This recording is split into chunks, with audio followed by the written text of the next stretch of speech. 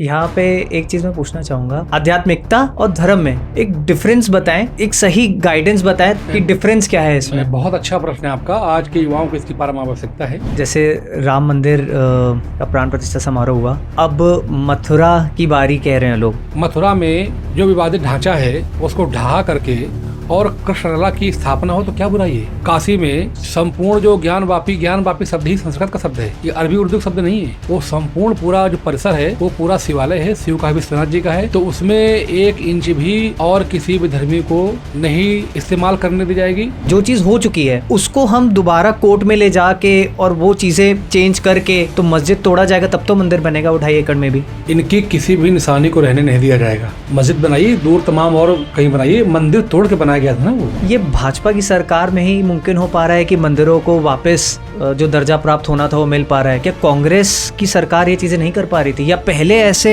Efforts नहीं लिए गए? आप महंत भी हैं, पाठ पूजा भी करते हैं, लेकिन पॉलिटिकली भी आप काफी एक्टिव हैं। बीच में एक जनसेना के ऊपर एक विवाद उठा था कि आप कश्मीर में जो पत्थर चलाते हैं उनके खिलाफ हम गए। उनके खिलाफ आपने एक अभियान चलाया था।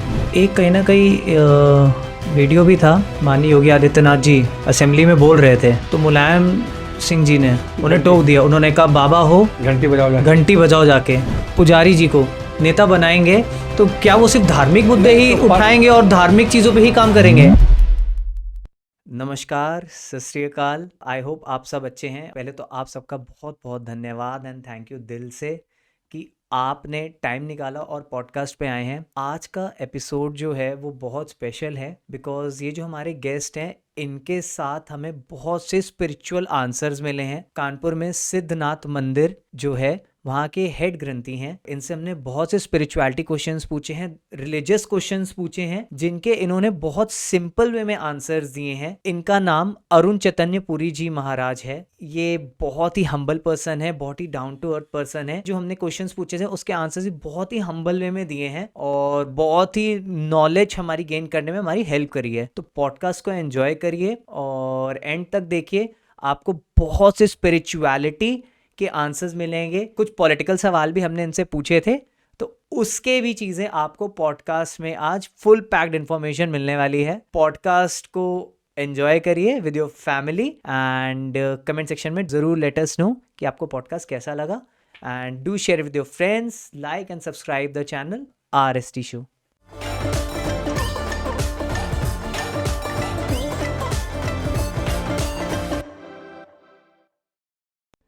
पहले तो महन जी, जय श्री राम। जय सिया राम।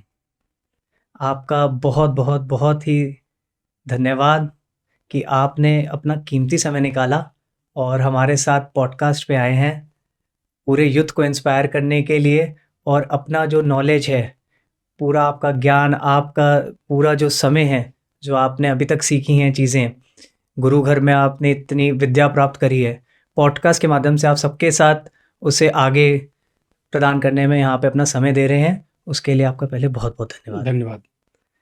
तो महन जी, पॉडकास्ट की शुरुआत करने से पहले मैं चाहूँगा कि आप कोई 2 पंक्ति किसी भजन की या कोई ऐसा श्लोक सुना दें जिससे हम फिर पॉडकास्ट की भव्य शुरुआत कर सकें। सबहि सुलभ सब दिन सब देसा, सेवत सादर समन कलेसा। जिस राम तत्व की बात आज संपूर्ण विश्व में हो रही है वो प्रत्येक प्राणियों के लिए, प्रत्येक पल, प्रत्येक क्षण, प्रत्येक देश में, काल में, प्रत्येक परिस्थितियों में वो सुलभ है। और उसके 4 नाम मुझे बहुत अच्छे लगते हैं कि सर्व सुलभ है, सर्वशक्तिमान है, सर्वव्यापक है और सबके लिए है वो तत्व, जिसको पूरी दुनिया इस समय राम के रूप में जान रही है। तो जिसको बहुत ही सुंदर तरीके से बाबा तुलसी कहते हैं कि सब ही सुलभ सब दिन 24/7 अहरनिश, हर पल हर क्षण वो तत्व विद्यमान है। बस उसको भावों से भावित होकर के हमें प्रगाढ़ श्रद्धा और भक्ति से इर्द गिर्द ही महसूस करना है। वो हमारे इर्द गिर्द है, फिर हमको हमारे जीवन में ऊर्जा का संचरण करता है और फिर हम उस ऊर्जा के साथ जिस क्षेत्र में कदम रखते हैं वहीं मुझे अपार सफलता प्राप्त होती है। इसलिए सब ही सुलभ सब दिन सब देसा, सेवत सादर समन कलेसा। तो महन जी, पहले तो मैं आपसे ये एक चीज़ सवाल है और मैंने थोड़ा सा रिसर्च भी किया था कि आपकी बचपन की जर्नी अरुण जी से, बाल योगी अरुण चैतन्य पुरी जी की कैसे रही? ये नाम के पीछे की कहानी क्या है? बचपन में काफ़ी लालिमा थी मेरे चेहरे पे। काफ़ी मुझे जब मैं संन्यास लिया तो बहुत सारे लोग मुझे स्मार्ट बाबा कहते थे कि स्मार्ट बाबा है, उन्हें चलो देखने चलते हैं जाजमऊ में, कोई स्मार्ट बाबा कोई साधु है। तो बहुत लालिमा मुखमंडल में देख के मेरे पिताजी ने मेरा नाम अरुण रखा था। अरुण माने होता है सूर्य का सारथी, जी। जो बहुत लालिमा जिसमें होती है। जब लालिमा बिखरती है धरती में तो बहुरंग और उत्साह से हम सभी लोग भर जाते हैं। तो उसी को देख के मेरे पूज्य पिताश्री ने, जो कि महान एक योगी थे, और मेरे गांव से पैदल चल के वो एक साधु के शरण में संगति में आने के बाद से जाजमऊ में उस जमाने में आ गए थे, लगभग आज से 50 वर्ष पूर्व। और फिर उनका जाना आना वहाँ लगा रहने निरंतर। तो बैठ के ही सैकड़ों लोगों को उपस्थिति में उन्होंने शरीर छोड़ा, तो उनका नाम दिया हुआ है अरुण मिश्रा। फिर अरुण से मेरी माँ का 91 में देहांत हो गया। तो उनके नहीं रहने के बाद पिताजी के साथ में रहा। तो पिताजी मुझे 2000 सन में कुंभ महाकुंभ हुआ प्रयाग में, तो वहाँ ले गए। फिर साधुओं का संगति और साधुओं का विचार व्यवहार आहार निहार मुझे अत्यंत मेरे मन को आकर्षित किया। तो मैं भी उसी में संन्यास्त होने के लिए मेरे में संकल्प आया कि क्यों ना मैं उस गृहस्थ जीवन को त्याग के संन्यास जीवन ग्रहण करूं। तो संयुक्त संप्रदाय हमारे यहाँ एक है जिसमें आदि शंकराचार्य की साबित परंपरा है। तो जूना अखाड़े से मैंने अरुण मिश्रा से अरुण चैतन्य पुरी हो गया। अरुण पुरी सरनेम मुझे मिल गया, सन्यासी हो गया। तब से मैं अरुण पुरी हो गया हूँ। कहीं पे मैंने ये भी पढ़ा था मान जी कि जैसे आपने बात करी कि आपके पिताजी के साथ आप यहाँ पे जाजमऊ जब आए और वो गंगा तट की सफाई करते थे, तो वहाँ से आपने एक अभियान भी चलाना चालू किया अपने पिताजी के साथ कि माँ गंगा को आप साफ रखेंगे, और आपने काफ़ी अभियान भी चलाए हैं तट पे सफाई करने के और माँ गंगा में गंदगी ना फैले। तो कुछ वहाँ के कुछ थोड़े से किस्से बताएं। देखिए कि जाजमऊ की गंगा मैया को हम लोगों ने श्याम गंगा तट नाम दिया है। गंगा की आरती भी शुभारंभ की, काशी की आरती को देखकर मेरे मन में बड़ा अट्रैक्शन हुआ, बड़ा आकर्षण हुआ उस आरती को। मैंने संकल्प किया कि अगर जाजमऊ कानपुर में जहाँ मेरी कुटिया है, क्यों ना मैं वहाँ भी गंगा मैया की इस तरीके से आरती और पूजा, ताकि अधिक से अधिक लोगों को जोड़ा जा सके और गंगा के विषय में जो अवेयरनेस है, जो जागरूकता है, वो लाई जा सके। तो जाजमऊ तो बहुत गंगा मैली काली थी, तो उनका श्याम, श्याम माने होता है काला, सांवला, श्याम गंगा तट नाम दिया। तो लोगों ने कहा कि सर्वाधिक जहाँ पॉल्यूटेड है, जहाँ बहुत प्रदूषण है गंगा में, और वहाँ आरती पूजा करने क्या उचित है। गंगा में स्वच्छता, निर्मलता, धवलता, कांति नहीं, गंगा स्वच्छ पवित्र नहीं है, वहाँ आप आरती कर रहे हैं। तो मैंने कहा शरीर के उसी भाग को अत्यधिक उपचार की आवश्यकता होती है, ट्रीटमेंट की, जिसमें अधिक पेन होता है। जी। तो चूंकि गंगा मैया, अगर हम गौमुख से और गंगा सागर के बीच देखें तो सर्वाधिक कानपुर में गंगा मैया प्रदूषित है। उस कानपुर में भी अगर हम देखें तो जाजमऊ सर्वाधिक प्रदूषित क्षेत्र है। तो जाजमऊ में ही गंगा के प्रति हमें अभियान चलाने की आवश्यकता है। इसलिए गंगा का संपूर्ण अभियान, चाहे आरती के विषय में हो, स्वच्छता के विषय में हो, हर रविवार को कई कई बसें भर के जाजमऊ से बिठूर, बिठूर से नजफगढ़, ये हर रविवार को कम से कम 2-3 बसें और 5-7 फोर व्हीलर वाहन सैकड़ों माताओं, बहनों, भाइयों और युवाओं के साथ में ये लगातार अभियान चलाया। फिर एक अभियान चलाया कि गंगा दशहरा में कानपुर वासियों के सहयोग से गंगा जी को 51,000 साड़ियाँ बिठूर से लेके बिठूर, रानीघाट, भगवतदास घाट, लक्ष्मण घाट, ससैया घाट, मैक्सर घाट, मैगजीन घाट, गुप्तार घाट, लगभग 27 बड़े घाट हैं। उन घाटों में होते हुए कानपुर का जो पूर्व भाग है, जी। शुरुआत की पश्चिम से और समापन किया पूर्व में, लगभग 50 किलोमीटर की लंबी यात्रा नाव से तय की हम लोगों ने। और गंगा जी को कानपुर वासियों की तरफ से उनके बर्थडे पे, उनके जन्म दिवस पे हम लोगों ने उनको वस्त्र, जैसे हम लोग भी गिफ्ट करते हैं अपने जी। स्वजनों परिजनों को, तो हमने उनको साड़ी चुनरी अर्पित की। वो भी उसी अभियान का हिस्सा था, ताकि गंगा के विषय में लोगों को जागरूक किया जा सके। अभी एक कार्यक्रम आप देखे होंगे कि 25 दिसंबर को गंगा महोत्सव होता है, जिसमें 1 लाख जी। से अधिक लोगों की उपस्थिति होती है। और सुबह से ही गंगा का दूध, दही, घृत, शहद, चंदन, चावल से गंगा का अभिषेक होता है। मैंने गंगा जी को 1100 लीटर दूध चढ़ाया। तो ईटीवी उत्तर प्रदेश ने बहुत गाली गलौज किया कि ढोंगी, पाखंडी, चीन कहाँ चला गया, अमेरिका कहाँ चला गया, ये लोग ढोंग आडंबर को बढ़ावा दे रहे हैं। तो मैंने कहा, जब हम कई लाख मिलियन लीटर गंगा में सीवेज डाल सकते हैं, तो क्या दूध दही गंगा को नहीं दे सकते हम लोग? अगर हम सीवेज दे सकते हैं तो क्या दूध डालना पाप हो गया? तो मैंने प्रतिकार स्वरूप और ज़्यादा, हमने 1,25,000 लीटर गंगा को दूध अर्पित किया। उसकी प्रतिकार स्वरूप जो 1100 लीटर चढ़ाने में गाली पड़ी मुझे, उसके बाद मैंने 1,25,000 लीटर दूध दोबारा गंगा को अर्पित किया, क्योंकि जब सीवेज जा सकता है तो उससे कहीं दूध और दही गंगा में जाना चाहिए।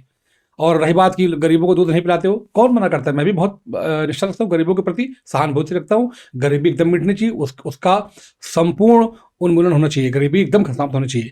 परंतु जो प्रकृति का उसमें हिस्सा है उसको मिलना चाहिए ना। अगर हम सीवेज डालते हैं, दूध दही का वही अधिकार है। और गरीबों के प्रति बहुत श्रद्धा मेरे मन में है, हम बहुत करें, मगर नदियों को भी हम पवित्र रखें। और उनमें भी जो जल जीव है, क्योंकि गंगा माननीय उच्च न्यायालय उत्तराखंड ने गंगा को जीवित प्राणी का दर्जा दिया है, तो गंगा जीवित प्राणी है, माने उनको वो अधिकार है जो हमारा अधिकार है, वही हमसे कई अधिक अधिकार गंगा का है। तो हम गंगा को भोग भी कर सकते हैं, आरती भी कर सकते हैं, और जो भी द्रव्य वस्तु हमारे पास है वो हम सब समर्पित गंगा को कर सकते हैं।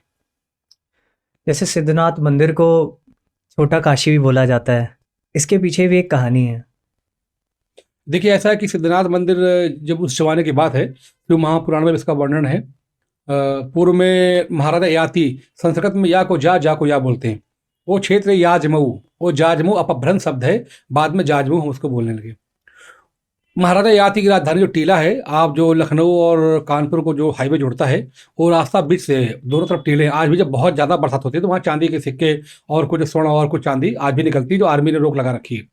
जो कानपुर कैंट है, अभी भी पिछले साल वहाँ बहुत ज़्यादा चांदी निकली थी, तो लोगों ने लूटना शुरू किया, तो तुरंत आर्मी को इन्फॉर्मेशन दी गई, आर्मी आई और उसको वो कवर किया, बाद में वो चांदी वो आर्मी के लोग लेके गए। तो महाराजा याति की राजधानी थी, याति के गौशाले से, वहाँ गौशाला भी है जेके के पास, बहुत बड़ा गौशाला था। वहाँ से एक गाय नित्य सिद्धनाथ जी का अभिषेक करती थी, और 108 महायज्ञ कराने का संकल्प किया। लगभग 107 यज्ञ हुई, कुछ कहते हैं 99 यज्ञ हुई। और वो सभी यज्ञ में जो इंद्र के पुत्र जयंत हैं, जो देवताओं के राजा जी थे, इंद्र कहते जो हमारा दर्शन है, फिलॉसफी है, तो इंद्र जो राजा हैं देवताओं के, उनके पुत्र जयंत ने उस यज्ञ में एक मानव की हड्डी डाल दी आके, कौवा बन के जयंत फेंक दिया। तो उसी वजह से वो आज पूरे जाजमऊ क्षेत्र में हड्डी और चमड़े का कारोबार है। वो जो बीज डाल दिया जयंत ने, इंद्र के पुत्र ने, उसका आज पूरा विस्तार है, हड्डी और चमड़े का ही बड़ा कारोबार है। वो बीज जब पड़ा था, आज उसका पूरा अंकुरण है, वो पल्लवित और पुष्पित और फलित है। इसलिए वो पूर्ण काशी का दर्जा जो प्राप्त होना चाहिए तो नहीं हुआ, और द्वितीय काशी के रूप में हम उसको जानते हैं। क्योंकि ये बताया गया है, ये जैसे आपने बताया, पुराणों में भी चीज़ है कि राजा जी को एक स्वप्न आया था शिव जी का, कि अगर वो इस जगह पे 100 यज्ञ पूरे करेंगे तो जाजमऊ जो जगह जहाँ सिद्धनाथ मंदिर आज है, वो काशी, दूसरी विश्वनाथ काशी के नाम से जानी जाएगी। तो 99 यज्ञ तो हुए, एक यज्ञ अधूरा रह गया, जो आपने बताया इंद्रदेव के पुत्र हैं, वो कौवे के रूप में हड्डी डाल दी। और वहाँ पे कुछ और कहीं पे मैंने आर्टिकल्स भी पढ़े थे, वो कहते हैं कि स्वप्न तो आया था, बट एक वहाँ पे जैसे गौशाला से आप बोल रहे थे, बहुत वहाँ पे गौशाला है, बहुत गायें हैं, तो एक 5 स्तन वाली गाय भी थी कोई। हाँ, मैंने कहा ना कि गाय वहाँ, और वहाँ पे वो टीले पे वो दूध अर्पण करती थी। जी हाँ। और वहां पे जब उन्होंने देखा तो उन्हें शिवलिंग मिला था। ये थोड़ा सा इसके ऊपर आप बताएं। मैंने कहा कि उस गौशाले से नित्य गौ जाके उस झाड़ी में छिपे, जो उसको अंग्रेजों ने बाद में खिदवाया भी, वो रक्त निकला, वहां से कुछ पा नहीं पाया, उसका आदि कहाँ पे है उसको। आज वो जो सिद्धनाथ जी के रूप में हम इनका दर्शन करते हैं, जो विग्रह का जो लिंग है, जो स्वयंभू शिवलिंग है, आज भी जब वो गौ, जिस दिन से लगभग एक घटना 5000 साल पुरानी है, 5000 साल पूर्व की घटना से, उस दिन से जब वो नित्य गौ वहाँ अभिषेक करे, तो महाराज याति के जो गौपालक थे, उनको चिंता हुई कि दूध कहाँ जा रहा है इसका। उन्होंने खोजा, देखा कि एक दूर पहाड़ी में, जंगल झाड़ी में जाके कोई पाषाण है, उसमें अभिषेक करती है। फिर उसने जो है खुदवाना शुरू किया, तो एक शिवलिंग निकला। बहुत खुदवाया, नहीं, उसका आदि नहीं मिल पाया कि कहाँ इसका शुभारंभ है, पत्थर गया कहाँ तक है। तो फिर महाराज याति को बताया गया कि आचार्यों ने, संतों ने, कि ये कोई स्वयंभू शिवलिंग है, इसका अभिषेक होना चाहिए। और उस काल से आज तक उसका नित्य हजारों लोग, शिव महारात्रि और सावन तो कई कई लाख आदमी दर्शन करता है, अभिषेक करता है। किंचित भी वो शिवलिंग आज तक खियाया नहीं। इतने लाखों लाखों लोगों के अभिषेक कर, दिन भर दूध दही शहद घृत चंदन से अभिषेक होता है, फिर भी शिवलिंग में कोई परिवर्तन नहीं हुआ, ज्यों क्यों त्यों आज तक है। जबकि प्रायः पाषाण में अगर घिस दो तो 1 साल में घिस खत्म हो जाएगा, मगर सिद्धनाथ जी में आज तक किसी प्रकार कोई परिवर्तन नहीं आया। ये उनकी महिमा है, और लाखों लाखों लोगों की मनोकामनाएं पूर्ण हुई हैं। जाने कितने निर्धन लोग धनवान हो गए हैं, कितने जो पदाच्युत लोग थे, जिनको कई पद प्रतिष्ठा समाज में थे, उनको पद और सम्मान से नवाजा गया, सम्मान उनको प्राप्त हुआ। तो मैंने देखा है, मेरा अनुभव है, कई लोग जानता हूँ शहर में ऐसे हैं जिनको यश, वैभव, सम्मान, पुत्र और धन की प्राप्ति हुई उस दरबार से। और ये भी कहा जाता है कि जैसे परमठ मंदिर है, आनंदेश्वर मंदिर है और सिद्धनाथ मंदिर है, कोई कहते हैं कि अगर 40 दिन यहाँ लगातार आके दर्शन करे, जैसे हमारे धर्म में तो चलिया बोला जाता है, गुरुद्वारे का आप चलिया करें तो आपकी मनोकामनाएं भी पूरी हो जाती हैं। देखिए, भवानी शंकरो बंदे श्रद्धा विश्वास रूपणो याभ्याम बिना नपस्यंतिम सिद्धा स्वांत समेश्वरम। भगवान शंकर का नाम विश्वास है, और भवानी दुर्गा का नाम श्रद्धा है। तो आपके किसी भी गुरुद्वारे अथवा मंदिर में अगर पूर्ण श्रद्धा है तो ही वहाँ पे आपको जो परिणाम है, जो परिणति है, जो फल है, वो 100% का पाएगा। कितना समर्पण है आपका उस देव स्थान के प्रति, उस गुरुद्वारे के प्रति, गुरु घर के प्रति। जी। तो आप सिद्धनाथ जी, आनंदेश्वर या गुरुद्वारा के प्रति कितनी श्रद्धा है, कितने दिन गए महत्वपूर्ण नहीं है, कितने समर्पण से गए, कितने श्रद्धा और विश्वास से गए, ये फलता फूलता है। क्योंकि मेरी मदर भी हैं, वो बाबा श्रीचंद गुरुद्वारे जाती हैं, तो उन्होंने भी चलिया किया था। उनकी एक मनोकामना थी, वो पूरी भी हो गई। तो वो मुझसे कहती हैं कि चलिया किया करो। तो ये जब मैं पॉडकास्ट के लिए प्रिपरेशन कर रहा था तो मैंने देखा कि 40 दिन का आपके मतलब हिंदू धर्म में भी लिखा हुआ है। तो इसी के ऊपर मुझे पूछना था आपसे थोड़ा, ताकि यूथ को गाइडेंस मिले। जैसे आपने तो पूरा बता दिया कि श्रद्धा ज़्यादा ज़रूरी है, दिन नहीं मायने रखते हैं। तो इसी पे थोड़ा सा देखिए, हमारे यहाँ तंत्र में एक विधा है कि 40 दिन तंत्र साधना करने से। जैसे यक्षिणी है, पिशाचनी, कर्ण पिशाचनी है, जो दूसरे के मन की बात जानने की भावना है। तमाम तांत्रिक आज आप देख रहे हैं कि इनको हनुमान जी कृपा है, हनुमान जी काम नहीं करते। ये एक यक्षिणी नाम की साधना है, कर्ण पिशाचनी, जो 40 दिन की साधना है। तो प्राय जो हमारे यहाँ 40 दिन की ही साधनाएं बताई गई हैं। तो 40 दिन की साधना को सिद्ध करने के बाद दूसरे के मन की बात आप जान सकते हैं। ऐसी साधनाएं छोटी छोटी है। जो रुद्रयामल तंत्र है, उद्देश तंत्र है, इंद्रजाल है और साबर मंत्र है। 9 करोड़ से ऊपर साबर मंत्र हैं। बहुत छोटे छोटे मंत्र हैं मगर प्रभावी मंत्र हैं। तो 40 दिन की उनकी साधना होती है और प्रायः कोई भी प्राणी उनको उसी प्रोसेस से पूरा अगर करे, तो उसी सिद्धांत और उसी सूत्र से, उसी विश्वास और नियम और कानून से, तो उसको सिद्ध हो जाता है। फिर वो संसार में अपने आप को बड़ा चमत्कारिक सिद्ध करता है कि मैं बहुत चमत्कारिक संत हूँ, साधु हूँ, साधक हूँ, तांत्रिक हूँ, मांत्रिक हूँ, ज्योतिषी हूँ, विचारक हूँ। जी। फिर अपने आप को सिद्ध करता है, दुकान चल जाती है उसकी। वो साधना 40 दिन की ही तांत्रिक साधना है। अच्छा। और यहाँ पे एक चीज़ मैं पूछना चाहूँगा कि आजकल यूथ में काफ़ी स्पिरिचुअलिटी का जिक्र होने लगा है, और धर्म और स्पिरिचुअलिटी में, आध्यात्मिकता और धर्म में, रिलीजन में वो डिफरेंस पूछते हैं। और किसी से पूछो तो वो कहता है मैं बहुत स्पिरिचुअल हूँ, रिलीजियस नहीं हूँ, या कोई कहता है कि मैं रिलीजियस हूँ, स्पिरिचुअल नहीं हूँ। तो स्पिरिचुअलिटी, आध्यात्मिकता और धर्म में एक डिफरेंस बताएं और एक सही गाइडेंस बताएं, ताकि पॉडकास्ट के थ्रू लोगों को पता चले कि डिफरेंस क्या है इसमें। बहुत अच्छा प्रश्न है आपका। आज के युवाओं को इसकी परम आवश्यकता है। धर्म अलग विषय है और अध्यात्म अलग विषय है। तो ये बात केवल आम जो युवा हैं उनका प्रश्न नहीं है।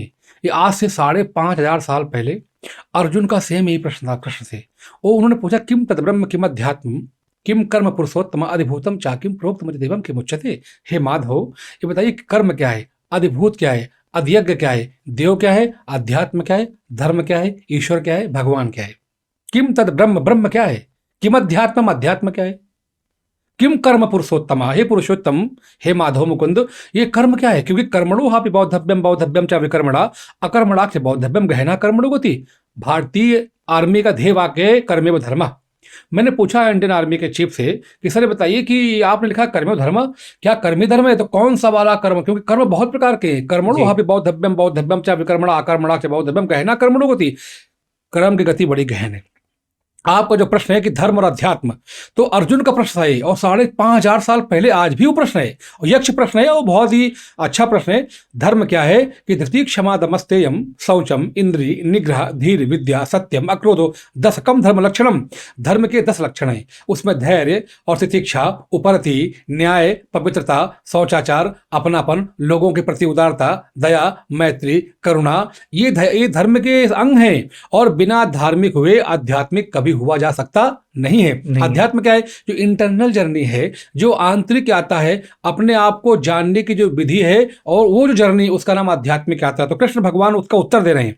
वो कह रहे हैं कि अक्षरम ब्रह्मा परमम स्वभावो अध्यात्म उच्यते भूत भावोद्भव करो विसर्गः कर्म सज्जता। जो अक्षर है, आकार उकार ओमकार, ओम एक ओमकार आपके यहाँ भी है, एक ओमकार। तो वो एक ओमकार ही ब्रह्म है। वो कह रहे हैं अक्षरम ब्रह्मा परमम, जो अक्षर है वही ब्रह्म है। और स्वभावो अध्यात्म उच्यते, जो आपका स्वभाव है वही अध्यात्म। क्योंकि क्रोध आपका स्वभाव नहीं है।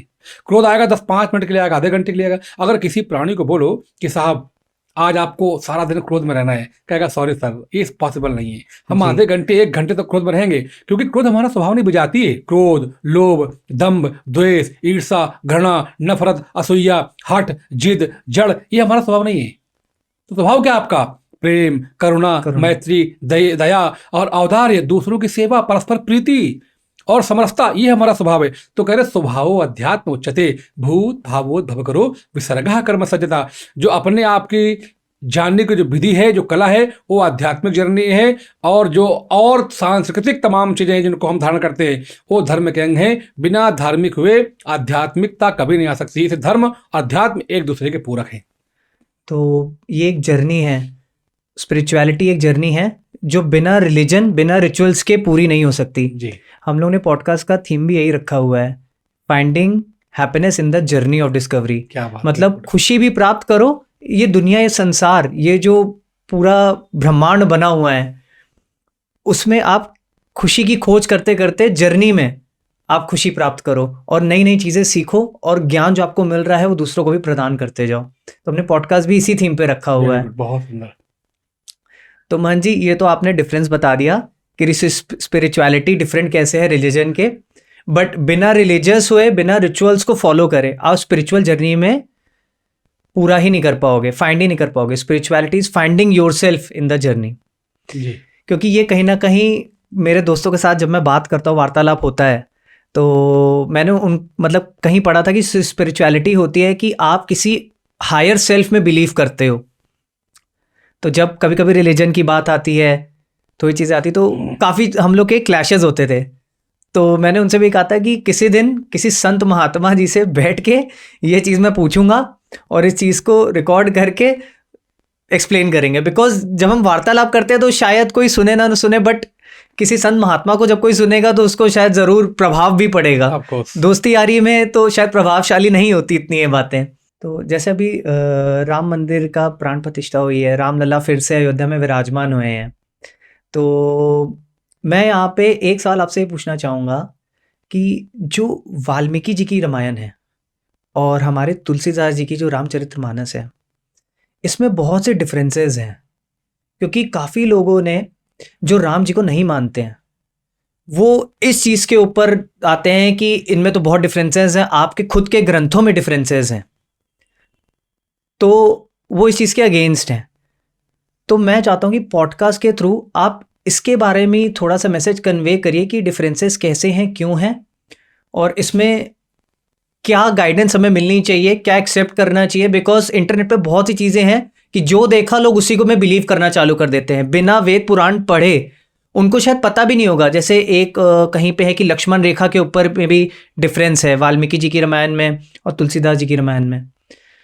तो लोग उन चीज़ों को यूज़ करके थोड़ा सा भ्रम फैला रहे हैं और वीडियो में गलत चीज़ें आ जाती हैं। तो हम चाहते हैं पॉडकास्ट के थ्रू सही चीज़ आगे आए। तो इस पे थोड़ा सा आप अगर कुछ गाइडेंस देना चाहें। देखिए, रामचरितमानस बाबा तुलसीदास जी की सर्वमान्य ग्रंथ है। और भक्ति का संचार करने के लिए जो भक्ति काल था भारत का, जिसमें रविदास जी, सूरदास जी, कालिदास जी, कबीरदास जी, रहीमदास जी, तुकाराम जी, चैतन्य महाप्रभु जी, मीराबाई जी और तुलसीदास जी, ये सब उस काल में जब भक्ति काल था और संपूर्ण दुनिया को उस समय परम आवश्यकता थी भक्ति काल की, जब बहुत ही आपात स्थिति थी, पूरे दुनिया में अभाव था और सामाजिक विद्वेष बहुत ज़्यादा बढ़ रहा था उस समय रामचरितमानस का बाबा तुलसीदास जी ने रचना की। तो बहुत ज़्यादा डिफरेंट नहीं है बाबा वाल्मीकि जी और बाबा तुलसीदास जी की।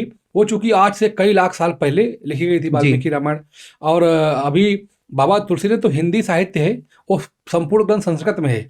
तो संस्कृत के श्लोकों को नहीं समझने वाले जो लोग हैं वो ऐसी बातें करते हैं। जी। जो सही सही एक्सप्लेन समझ सकते हैं, जो सही उसके भावार्थ और निहितार्थ निकाल सकते हैं, वो कभी इसमें नहीं पढ़ते हैं। और रही बात आत्मा की कि राम थे या नहीं है राम के विषय में कुछ बोलने वाले, तो राम जो है वो चंद्रमा की चमक है, जल की शीतलता है, अग्नि का तेज है, सूर्य की उष्मा है, पुष्प का सौंदर्य, उसकी गंध सुगंध, मकरंद आभा, प्रभा, द्युति, कांति, तेज, सौरभ्यता, सरसता और साकुरता। राम डीप कॉन्शियसनेस है, राम अंतरात्मा है, और राम भारत का प्रभात का प्रथम सोर राम राम है। इसलिए राम अनादि मध्यांत मनंत वीर्या अनंत बाहु शशि सूर्य नेत्रम पश्यामि त्वाम दीप्त हुतास वक्त्रम स्वतेज सा विश्वविदम तपंतम। हम सभी लोगों को कहीं न कहीं से और किसी न किसी से ऊर्जा लेने की आवश्यकता पड़ती है। गेहूँ, धान, चावल, मकई, ज्वार, हम लोग चाइनीज़ फूस-फास खाते हैं, रोटी नहीं खाएँगे तो कुछ खाएँगे, जल पिएँगे, जी। कुछ तो लेंगे आहार चेतना के लिए, प्राण के लिए, ऊर्जा एनर्जी बनी रहे इसलिए। परंतु राम सो तेज है, न तद्भासते सूर्यो न शशांको न पावका यद्गत्वा न निवर्तन्ते तद्धामो परमं मम। सूर्य और अग्नि और चंद्रमा जो प्रकाश के और ऊर्जा के, एनर्जी के केंद्र माने गए हैं 3, जी। तीनों तो हैं। जी। और ये तीनों मिलके उनको प्रकाशित नहीं करते, बल्कि उस राम तत्व से होते हैं प्रकाशित। रा आ म, तो रा माने चंद्रमा, आ माने अग्नि चंद्रमा। और म माने, तो जो 3 प्रकार सूर्य और अग्नि और चंद्रमा, ये तीनों राम बनता। राम शब्द का मतलब सूर्य और चंद्रमा और अग्नि। तो राम को जब डीप आप अध्ययन करेंगे तभी उसको सही समझ पाएंगे, इतना आसान तत्व नहीं है। योगेश्वर श्री कृष्ण और अर्जुन उनके जो मित्र होते हैं वो बहुत ही बचपन के लंगोटिया मित्र होते हैं, और फिर भी उस कृष्ण तत्व को अर्जुन समझ नहीं पाते। जी। वो कहते हैं कि सखेति मत्वा प्रथमं यदुक्तं हे कृष्ण हे यादव हे सखेति अजानतां महिमानं तमेदं मया प्रमादात् प्रणयेन वापि यच्चावहा सार्थ महत्क्रतोषि विहार। विहार माने घूमना, सैया माने सोना, साथ में सोए, खाए, पिए, खेले, कूदे, परंतु मैं आपको समझ नहीं पाया। तो जब लोग जो बचपन का मित्र है, हम लोग एक साथ 50 साल रहे, जी। आपको हम ना समझ पाए, तो जो ग्रंथ लगभग कई लाख साल पहले लाख लिखा साल गया पहले हो, लिखी गई उसको हो। हम समझ कैसे सकते हैं? ये मन की मुर्दा चित्त का चांचल्य है, देह का जड़ता है, बुद्धि का भ्रम है, हम नहीं समझ सकते। उसके लिए हमको उस लेवल पे आना होगा, तब हम बाबा तुलसी की रामचरितमानस और महाकवि वाल्मीकि जी की रामायण हमको रामायण। तब समझ में आएगी, जब हम उस गहराई में उतर के आएंगे तब। क्योंकि लोग, जब मैं इंटरनेट पे रिसर्च कर रहा था इस चीज़ के ऊपर, तो वहाँ पे लिखा गया है जो वाल्मीकि रामायण है वो मर्यादा पुरुषोत्तम राम प्रभु जो हैं उनके बारे में बताती है, कि राम जी के कैरेक्टर के बारे में है, कि वो कैसे थे, उनका बाल रूप कैसा था, और कैसे उन्होंने एक वीर की तरीके रामायण में विजयदशमी प्राप्त करी। लेकिन जो तुलसीदास जी की रामायण है रामचरितमानस में, उसमें वहाँ पे राम जी को प्रभु के रूप में दिखाया गया है, कि वो भगवान थे और उनके पास बहुत सी देवी शक्तियाँ थीं। तो ऐसा इंटरनेट पे ऐसी भी चीज़ें दी गई हैं। कई बार क्योंकि यहाँ पे मैं और चीज़ डालना चाहूँगा कि जैसे आपने कहा था कि उस समय जब तुलसीदास जी ने रामचरितमानस लिखी थी, तब वहाँ पे लोगों के अंदर एक धर्म के प्रति जागरूकता करने के लिए भी उस समय की ज़रूरत थी, तब उन्होंने रामायण को फिर से लिखा। तो यहाँ पे एक चीज़ मैं आपसे यही पूछना चाहूँगा कि ये चीज़ें ठीक हैं या इंटरनेट पर जो दिया गया वो गलत है? देखिए, श्लोक है, यन माया वर्त विश्वमखिलम ब्रह्माद देवासुरा। राम जी को कौन कौन मानते हैं? अब तो वही तो राम जी की बात, उनकी पत्नी की बात सुन लीजिए। उद्भव स्थिति कारणीम संहार कारणीम क्लेशहारणीम सर्वश्रेयस्करीम सीता न तो हम राम वल्लभम। जो राम की वल्लभा हैं वही उद्भव स्थिति और संहार करने वाली है, तो पत्नी की बात है। तो यन माया वसिविर्त विश्व मर्त्य वखिलम ब्रह्मादि देवासुरा इत सत्वाद मृत्युभात सकलम रज्जौ इथाये भ्रमा वंदेहम तम शेष कारण करम। अंतिम पंक्ति है, रामाख्य मीशम हरिम। राम हरि ही हैं, हर तत्व है। तो ये जो इंटरनेट में बहुत सारी गलत चीज़ें पड़ जाती है कई बार, अध्ययन और ज्ञान न होने की वजह से। अब तो क्या है कि आप कोई वीडियो बनाइए और डाल दीजिए, अपलोड कर दीजिए, तो किस ग्रंथ से, किस पैराग्राफ से, किस चैप्टर से, किस श्लोक संख्या से लिया गया है, ये कौन तय करेगा? बिल्कुल सही बोल तो रहे हैं। वही हमें स्वीकार करना चाहिए जो प्रमाणित हो वेदों और शास्त्रों से। हमको केवल इंटरनेट के भरोसे रह करके और अपनी बुद्धि को भ्रमित करने की आवश्यकता नहीं है। जी। अब जब हमने राम मंदिर की बात करी है मान जी, तो अभी बीच में थोड़ा सा पॉलिटिकल सवाल भी है ये, मैं आपसे पूछना चाहूँगा कि ग्रंथ, वेद पाठों की और शास्त्रों की जब हम बात कर रहे हैं, तो अभी जब सबको इनविटेशन गया था राम मंदिर के प्राण प्रतिष्ठा समारोह के लिए, तो जो शंकराचार्य जी महाराज हैं उनको भी गया था इनविटेशन कि आप आइए प्राण प्रतिष्ठा समारोह में। बट जो शंकराचार्य जी अविमुक्तेश्वर आनंद जी हैं, उन्होंने उस इनविटेशन को, उस आमंत्रण को ठुकरा दिया था, और वहाँ पे उन्होंने कहा था कि शास्त्रों के अनुसार से कि जब तक मंदिर पूरा नहीं होता तब तक वहाँ पे भगवान विराजमान नहीं होते, तब तक प्राण प्रतिष्ठा नहीं करनी चाहिए। और फिर बाद में उन्हीं का एक इंटरव्यू आया जिसमें वो कह रहे थे कि मैं इस चीज़ के अगेंस्ट नहीं हूँ, शास्त्रों में ऐसा ऐसा दिया है कि मैं नरेंद्र मोदी जी के अगेंस्ट नहीं हूँ, उन्होंने तो सनातन धर्म की और हिंदुइज्म को आगे लेके गए हैं। तो ये कंट्रोवर्सी जो है, इसके ऊपर थोड़ा सा आप यहाँ पे ज्ञान दें हम लोग को। देखिए, शंकराचार्य सनातनी परंपरा के सर्वश्रेष्ठ संवाहक हैं जी। और शंकराचार्य का जो पद है वो आज शंकर भगवान जो आज से लगभग 2500 वर्ष पूर्व हुए हैं, उन्होंने 4 मठों की स्थापना की, श्रृंगेरी, शारदा, गोवर्धन, ज्योतिर्पीठ। और उन्होंने लिखा है कि उन गद्दियों पे नियुक्त आचार्य शंकर का ही स्वरूप माना जाए, अर्थात मेरा ही स्वरूप माना जाए। तो हमारी औकात बिल्कुल नहीं कि मैं शंकराचार्य जी के किसी भी निर्णय अथवा किसी भी टिप्पणी पे हम और कोई टिप्पणी दें। मैं अनंत बार उनके चरणों में प्रणाम करता हूँ और उन्होंने जो कुछ कहा होगा तो हम समस्त सनातनियों का परम उद्देश्य होना चाहिए कि हम उनकी बातों को मंत्रवत मान के उसको स्वीकार करें। और हम उस विषय में शंकराचार्य जी ने क्या कहा, हमारे सर्वश्रेष्ठ गुरु हैं, सर्वोच्च गुरु हैं। और जब व्यक्ति उस आसन पर, उस पद पर आरूढ़ होता है तो हम उसको उस रूप में देखते हैं, ईश्वरीय रूप में, क्योंकि वो सर्वोच्च पद है शंकराचार्य का। जी। और शंकराचार्य भगवान ने क्या कहा है और क्यों कहा है, उसके पीछे क्या उनके तर्क है, मैं उसमें बिल्कुल भी कुछ बोलना नहीं चाहूँगा। और बस उनके चरणों में अनंत बार प्रणाम करके आगे विषय उठाई, ये मैं आग्रह करूँगा। अभी जैसे हम लोग सिद्धनाथ मंदिर की बात कर रहे थे, तो जैसे राम मंदिर का प्राण प्रतिष्ठा समारोह हुआ और अब मथुरा की बारी कह रहे हैं लोग, तो उसके ऊपर थोड़ा सा बताएं। देखिए, भारत भूमि, आप बताइए कि इस समय दुनिया में कोई भी हिंदुत्व की विचारधारा को प्रभावी मान के चलने वाला कोई राष्ट्र नहीं है। और हिंदुत्व, हिंदुज़म जो है वो क्या है कि संपूर्ण दुनिया में प्रेम, सौहार्द, मैत्री, करुणा, अपनापन, दया, उदार, करुणा, हिंदुत्व का मतलब यही है। घसीट लो, छीन लो, मार लो, धर्म के नाम पे हत्या कर दो, पीट दो, पकड़ लो, लूट लो, घसोट लो, ये हिंदुज़म नहीं है। तो हम चाहते हैं कि संपूर्ण दुनिया भर में हो और भारत में नहीं हो। तो ऐसा संभव कैसे है? अगर भारत में और कृष्ण और राम और शिव यहाँ के अंतरात्मा है, तो यदि हम और यहाँ के राष्ट्रवादी लोग मथुरा में जो विवादित ढांचा है उसको ढहा करके और कृष्णलला की स्थापना हो तो क्या बुराई है? अगर काशी में संपूर्ण जो ज्ञान वापी शब्द ही संस्कृत का शब्द है, ये अरबी उर्दू शब्द नहीं है, और ज्ञान वापी मस्जिद बोलते हैं, तो ये तो तार्किक विषय ही नहीं है। वो संपूर्ण पूरा जो परिसर है वो पूरा शिवालय है, शिव का, विश्वनाथ जी का है। और जो पूरी मस्जिद है मथुरा में, पूरी की पूरी कृष्ण मंदिर है, कृष्ण जन्मभूमि है, तो उसमें 1 इंच भी और किसी भी धर्मी को नहीं इस्तेमाल करने दी जाएगी। और संपूर्ण उसमें मुसलमान भाई भी साथ दे रहे हैं, और सिख भाई तो हमारे अपने अंग हैं। सिख और बौद्ध और जैन और हिंदू, ये चारों एक ही हैं, इनको हम कभी अलग नहीं मानते, भले उनकी विचारधाराएं अलग हों, और एक ही, एक दूसरे के पूरक हैं। परंतु जो भी राष्ट्रवादी लोग हैं सब बड़े संयत और सद्भाव के साथ में सब साथ देंगे। और ये मुसलमान भाई बहुत दिल से, कुछ जो राष्ट्रवादी मुसलमान हैं, जो अराजक, उनकी बात नहीं कर रहे हैं, जो उसमें बहुत बड़ा एक तबका है जो चाहता है कि तीनों जो विभाजित मामले हैं शांत हों।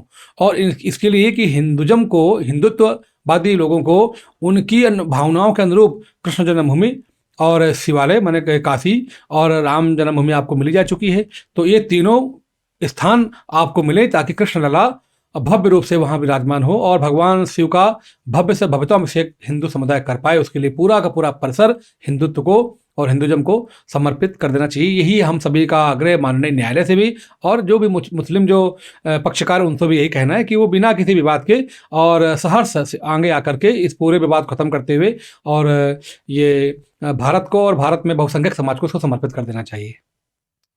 जैसे 1968 में एक पीस कमेटी भी बिठाई गई थी, उन्होंने कहा था कि मस्जिद है और मंदिर भी है, तो कहते थे इस पे कोई कोर्ट में आगे प्लेज ना करे और इसको विवाद ना बनाए, मस्जिद में अपना वो नमाज पढ़े और मंदिर में अपनी पूजा करें।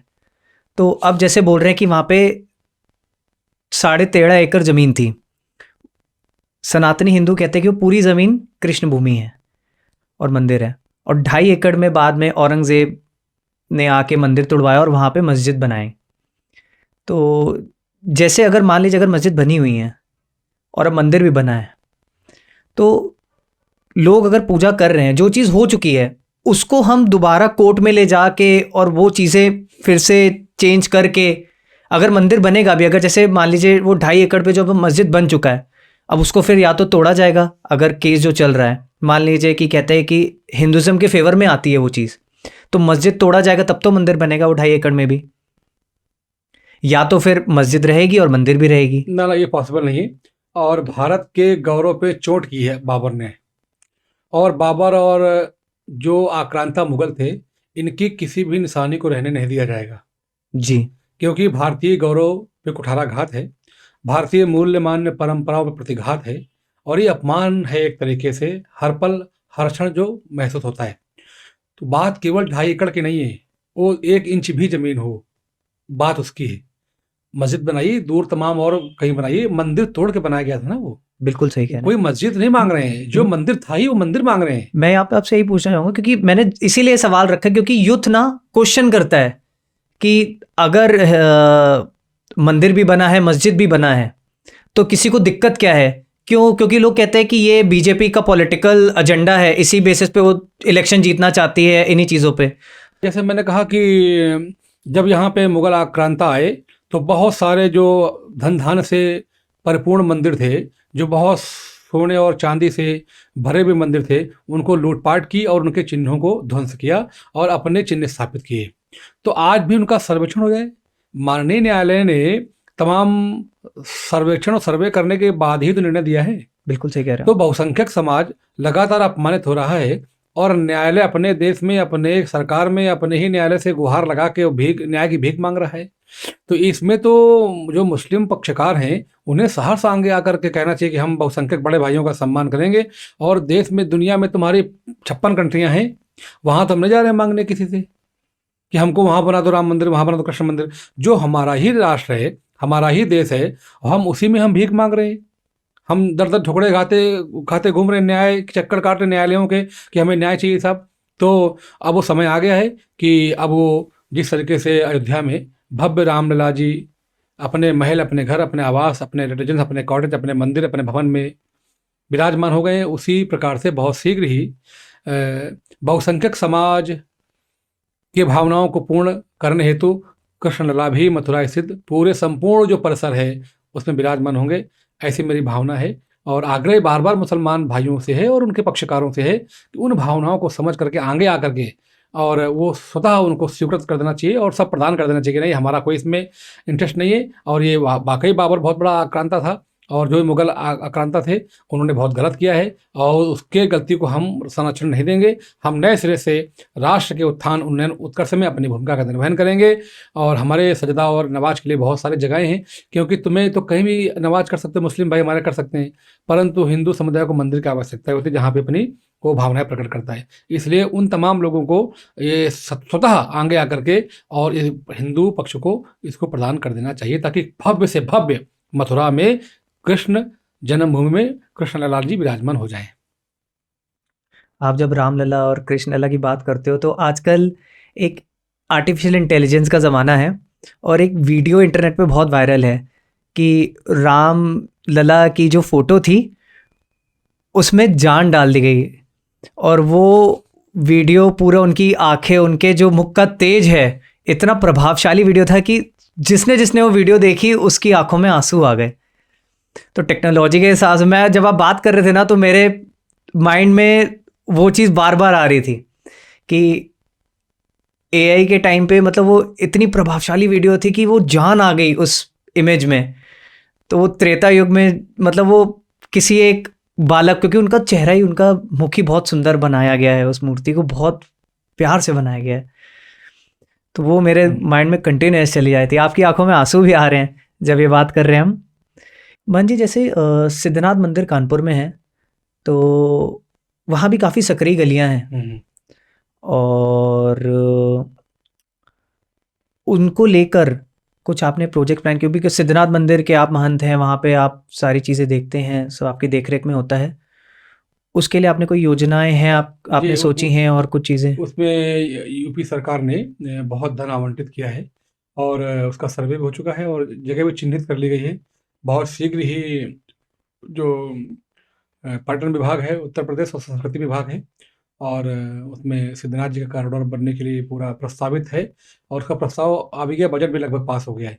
तो शीघ्र ही देखेंगे कि वो पूरा परिक्षेत्र जो है सिद्धनाथ कॉरिडोर के नाम से विकसित किया जाएगा और भव्य जो लोग अनाधिकृत तरीके से वहाँ पे बस गए उनको व्यवस्थित तरीके से बसाया जाएगा और चौड़े मार्ग होंगे, अच्छा विद्युतीकरण होगा, मार्ग प्रकाश का विशेष ध्यान होगा, पार्किंग होगी।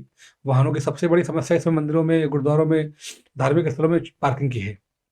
बिल्कुल सही बोल तो वो जो है पार्किंग की व्यवस्था भी दी जाएगी। जैसे मुंबा देवी में अगर गए हों आप, तो बिल्कुल कतई भी पार्किंग नहीं है। मुंबई में एक पल भी आप गाड़ी वहाँ रोक नहीं सकते हैं, परंतु ऐसा कानपुर में अभी नहीं है और उसको भविष्य में 100-200 साल का आगे का योजना बना के काम करने की आवश्यकता है। वो पूरा जो प्रोजेक्ट बना के दिया गया है और उसमें यूपी सरकार तेजी से काम करी। बहुत शीघ्र ही सिद्धनाथ जी का जो कॉरिडोर है वो हम हमारे सामने भव्य रूप में दिखाई पड़ेगा। यहाँ पे थोड़ा सा पॉलिटिकल सवाल है मेरा कि सरकारें पहले भी थीं, भावनाएं लोग के अंदर पहले भी थीं, तो ये भाजपा की सरकार में ही मुमकिन हो पा रहा है कि मंदिरों को वापस जो दर्जा प्राप्त होना था वो मिल पा रहा है? क्या कांग्रेस की सरकार ये चीजें नहीं कर पा रही थी या पहले ऐसे एफर्ट्स नहीं लिए गए? तो देखिए, कांग्रेस ने, जहाँ तक कांग्रेस की बात है, तो जन भावनाओं को नहीं समझा, उन्होंने अपनी भावनाओं को समझ के अपने हिसाब से काम किया है। परंतु भारतीय जनता पार्टी एक ऐसी पॉलिटिकल पार्टी है जो करोड़ों करोड़ों भारतीयों के भावनाओं को समझ करके उनके अनुरूप काम कर रही है। और भारतीय बहुत रिलीजियस हैं, बहुत धार्मिक हैं और अपने जो विग्रह है, चित्र है, मूर्ति है, भगवान है, उनकी प्रतिमा है, मंदिर है, उनके प्रति प्रगाढ़ और गहरी आस्था रखने वाला देश और यहाँ के देसी लोग हैं। तो उन भावनाओं को भारतीय जनता पार्टी ने समझा, उनका सत्कार और सम्मान किया है, जो अन्य पार्टियां नहीं कर पाई। वो भावनाओं को ठगने काम तो किया है, परंतु भावनाओं के अनुरूप भावनाओं को समझ के काम नहीं किया उन्होंने। अगर करते तो देश में ये दुर्गति उनकी ना होती जो आज सामने देखने को मिल रही है। भारतीय जनता पार्टी उन भावनाओं को समझी और भारतीय जनता पार्टी ने कड़ा संघर्ष किया है। ऐसा नहीं कि पार्टी बनी और तुरंत सत्ता में आ गई। उसके पीछे बहुत कड़ा परिश्रम है। 100 साल लगभग संघ को काम करते हो गया है। आज दुनिया का जी। सबसे बड़ा संगठन हो गया है आरएसएस। क्यों हो गया है? वो तत्काल सत्ता में नहीं आया, ना भारतीय जनता पार्टी तत्काल सत्ता में आई। संघर्ष की कितने लोग मारे गए और कितने काटे गए, कितने जेल की यातनाएं सही। आज भारतीय जनता पार्टी जो दुनिया की सबसे बड़ी पार्टी के रूप में हम देख पा रहे हैं उसको। भारत में सत्ता, कितने स्टेटों में उसकी सत्ता है। तो भारत जो है, भारत की भावनाओं और भारतीय लोगों की भावनाओं को समझने में सफल हुई भारतीय जनता पार्टी। और इसीलिए जो धर्म स्थल हैं, जो देव स्थान हैं, जो मंदिर हैं, उनकी साफ सफाई, रख रखाव और उनके सौंदर्यीकरण के लिए प्राथमिकता के साथ, ऐसा नहीं केवल मंदिर तक ही सीमित है, मंदिर में आने वाले लोग भी कैसे सुखी कैसे नहीं। अगर जी। हम लोग सुखी नहीं होंगे, हमारे घर में सिलेंडर नहीं होगा, हमारे यहाँ खाद्यान्न नहीं होगा, हमारे यहाँ अन्य वस्तु, द्रव्य और अन्न और अक्षर माने शिक्षा, सुरक्षा, चिकित्सा नहीं होगी तो हम मंदिर कैसे जा पाएंगे? तो हम अगर अच्छे होंगे, हमारे घर से एस्टेब्लिश होंगे हम, तभी तो हमको मंदिर और गुरुद्वारे अच्छे लगेंगे। तो इसलिए जो है भारतीय जनता पार्टी कई जगह एक साथ काम कर रही है, केवल मंदिर में काम नहीं कर रही है। मंदिर में आने वाले श्रद्धालुओं के घरों तक शिक्षा पहुंचे और चिकित्सा स्वास्थ्य का लाभ मिल पाए। आयुष्मान योजना कितनी बड़ी भारत सरकार की योजना है। इसके अलावा आप देख रहे होंगे कि शिक्षा के क्षेत्र में कितना बड़ा काम किया जा रहा है। जो पुरानी शिक्षा पद्धति थी उसको बदल के नई शिक्षा प्रणाली लागू की जा रही है और भी इसमें बहुत सारी संभावनाएं काम करने के लिए जो भारत सरकार की योजना है। आगे आने वाले समय में प्रत्येक भारतीय को उसको लाभ मिलेगा, वो किसी भी तबके का हो। जो नारा है भारत के प्रधानमंत्री जी का कि सबका साथ, सबका विकास, सबका विश्वास, सबका प्रयास, उसी महामंत्र को लेकर के भारत के मुखिया और भारत के जो जो लीड कर रही पार्टी, जो उसको पूरे देश को लीड इस समय कर रही है, उसकी प्राथमिकताओं में से एक है। आप देखेंगे आने वाले वर्षों में बहुत सुंदर काम होगा और धर्म भी होगा, संस्कृति भी होगी और ये सांस्कृतिक राष्ट्रवाद की ओर हम बढ़ रहे हैं। जी। तो हमारी संस्कृति, हमारा कल्चर, हमारी सभ्यता, हमारी परंपराएं जीवित रहें, वो संरक्षित कैसे रहें, उसके लिए भी काम हम लोग कर रहे हैं। इसीलिए जो है आपने देखा आलिया भट्ट जी को वहाँ इन्वाइट किया गया, अमिताभ बच्चन को भी इन्वाइट किया गया। आलिया भट्ट की वहाँ क्या हो सकता है, इन्वाइट किया गया। अमिताभ बच्चन की क्या हो सकता है। तो जो एक गैप है ओल्ड और यंग में, उसको खत्म करने के लिए और कल्चरल चीज़ों को ठीक करने के लिए कि मूवी भी बने, गाने बने तो कैसे बने, इसलिए उसकी शुरुआत कहीं ना कहीं है। उन लोगों को जो दिन भर केवल संगीत और गीत और नृत्य के माध्यम लोगों का मनोरंजन कर रहे हैं, उनको भी धार्मिक कैसे बनाया जाए, उनको वहां इनवाइट करके। और ये दूर की सोची गई, आज की नहीं सोची कि आलिया भट्ट आ जाएंगी तो आज गाने अच्छे बनने लगेंगे, आज पिक्चर अच्छी बनने लगेगी। समय लगेगा, धीरे धीरे वहां भी बहुत बड़ा परिवर्तन देखने को मिलेगा। उसकी शुरुआत हो चुकी है। तो कल्चरल चेंज लाने की एक विजन है। इसलिए सबको वहां इन्वाइट, देश में रहा यंगों में करे आलिया भट्ट नाचने गाने वाले लोग हैं, उनको वहां क्यों इन्वाइट कर लिया गया। तो अमिताभ बच्चन की भूमिका राम मंदिर में उनको क्यों इन्वाइट किया गया है? तो निसंदेह निशाना कहीं और है। 25 साल बाद की स्थिति के विषय में आज सोचा जा रहा है कि राम के आदर्शों को, राम के संस्कृति को, राम के मूल्य और परंपराओं को, राम के संपूर्ण स्वभाव को जन जन तक कैसे स्थापित किया जाए, उसकी शुरुआत हो चुकी है राम मंदिर के रूप में और राम मंदिर में आए अतिथियों के रूप में। तो कहीं ना कहीं उनके माध्यम से वो इन्फ्लुएंस, जो लोग सेलिब्रिटीज़ को देख के इन्फ्लुएंस होते हैं, तो जैसे वो मान लिया राम मंदिर गए हैं तो वहाँ पे उनकी इमेजेस पोस्ट होंगी तो लोगों के प्रति एक जागरूकता जाएगी कि राम मंदिर जाना है। Definitely. जब भगवान के दर पे जाएंगे तब शायद उनको जो अज्ञानता से दूर एक ज्ञान की रोशनी मिलेगी मंदिर में जाके, और इसी बहाने शायद 25 साल 30 साल बाद जो आप बता रहे हो विजन डाली है, तो अच्छी विजन है, बहुत बढ़िया विजन है। अच्छा, यहाँ पे जैसे कुछ चीज़ें और मैंने कलेक्ट करी थी, तो आपके बारे में जैसे बोला आता है कि पॉलिटिकल करियर भी आपका कहीं ना कहीं एक रहा है। आप महंत भी हैं, पाठ पूजा भी करते हैं मंदिरों में, लेकिन पॉलिटिकली भी आप काफ़ी एक्टिव हैं। बीच में एक जनसेना के ऊपर एक विवाद उठा था कि आप कश्मीर में जो पत्थर चलाते हैं उनके खिलाफ हम गए थे। उनके खिलाफ आपने एक अभियान चलाया था। एक भारतीय जनसेना नाम का संगठन चलता है हमारे यहाँ, उसमें हजारों युवाओं को हम ट्रेनिंग दिए और ये उसका लक्ष्य था कि जो कश्मीर में राष्ट्रद्रोही पत्थरबाज हैं उनके विरुद्ध भारतीय सेना के हाथ बंधे हो सकते हैं, कानून और संविधान से उनके हाथ बंधे हो सकते हैं कि प्रतिकार नहीं कर सकते, गोली बिना ऑर्डर के नहीं चला सकते, परंतु जनता वो भी जनता हम भी, तो हम उनके विरुद्ध उनके प्रतिकार में एक राष्ट्रवादी पत्थरबाजों गिरोह बनाएंगे। अगर वो राष्ट्रद्रोह पर पत्थरबाजी करेंगे तो हम राष्ट्र की रक्षा और राष्ट्र के सम्मान और स्वाभिमान के पत्थरबाजी करेंगे। तो लगभग 10,000 युवाओं की फौज के साथ भारतीय जनसेना नाम का संगठन हम लोगों ने कानपुर से कूच की। उसमें दिल्ली LIB, दिल्ली गृह मंत्रालय, जम्मू कश्मीर का चीफ पुलिस का, यूपी का चीफ पुलिस का लगातार संपर्क में, लगातार रोकने का प्रयास, और फिर भारत सरकार के संजीव बालन गृह मंत्री जो मंत्री थे उस समय, उनके आग्रह पे उसको हम लोगों ने कन्नौज में यात्रा को स्थगित किया। उन्होंने हमसे आश्वस्त किया कि ये आइंदा प्रयास हो रहा है पूरा कि कश्मीर में पत्थरबाजी बिल्कुल सुनने और देखने को नहीं मिलेगी इसके प्रति, और हमारे प्रमुख लोगों को माननीय प्रधानमंत्री जी से मिलने का समय 15 दिन के अंदर दिलाएंगे वो।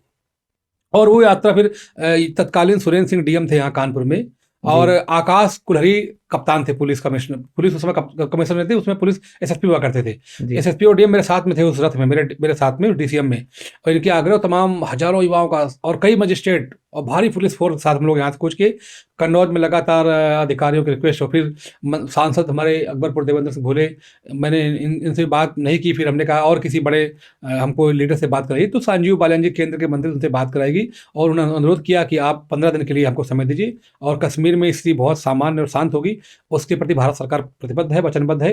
तो हम लोगों ने उसको यात्रा को फिर कन्नौज में स्थगित किया, और वो संगठन आज भी है। आज भी हम युवाओं को राष्ट्र में उनकी भूमिका के लिए प्रेरित करते रहते हैं। तो जब कभी ऐसी आवश्यकता भारत मां न करे कभी आए, यदि कभी आएगी तो हम लोग आज भी उसके लिए खड़े हैं, और उन चीज़ों का सामना करने के लिए, उनका प्रतिकार करने के लिए, उनका द्रोह करने के लिए, और राष्ट्र के लिए जो भी कुछ बन पड़ेगा वो, जैसे आप सिख जो संप्रदाय है उसमें राष्ट्र के लिए सब कुछ समर्पित करने की उदात्त भावना रहती है, तो वही भाव हम लोग अंदर है कि राष्ट्र और भारत माँ और माँ भारती की रक्षा सुरक्षा स्वाभिमान के लिए कुछ भी करना पड़े उसके लिए करेंगे। तो युवाओं को प्रेरित करते रहते हैं।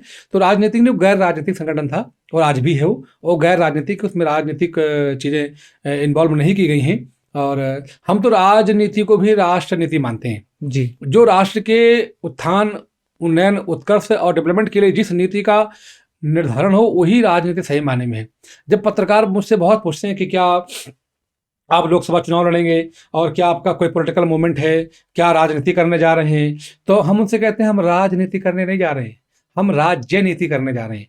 बोले राज्य नीति और राजनीति में क्या फर्क है? हमने कहा वही फर्क है जो गुरु और गोरु में है। गुरु माने होता है साक्षात पर ब्रह्म तस्मै श्री गुरुवे नमः, गुरु और गोरु, तो गुरु और गोरु एक मात्रा हट गई, ऊ और ओ, तो गोरु माने होता है जानवर, गोरु चराने गए थे क्या चाचा जी, क्या आज गाय भैंस चराने गए थे, गोरु माने जानवर होता है, और गुरु माने साक्षात ब्रह्म। तो राज्य और राज माने होता है रहस्य, और रहस्य को बोलते हैं सस्पेंस। तो राजनीति को अंग्रेजी में पॉलिटिक्स नहीं बोलेंगे, बोलेंगे सस्पेंस पॉलिसी। जो चंद्र MLA MP IS मिलके जिस कमरे के अंदर पूरे शहर के भाग्य का निर्धारण कर ले, उस नीति को बोलते हैं राजनीति। राजनीति। और जिसमें संपूर्ण समाज के सहयोग से संपूर्ण समाज के लिए जिस नीति का निर्धारण हो उसको बोलते हैं राज्य नीति। तो हम जो करेंगे युवाओं के सहयोग से, अपने लोगों के सहयोग से, अपने लोगों के लिए, शहर के परम कल्याण के लिए, वो राज्य नीति होगी, वो राजनीति नहीं होगी।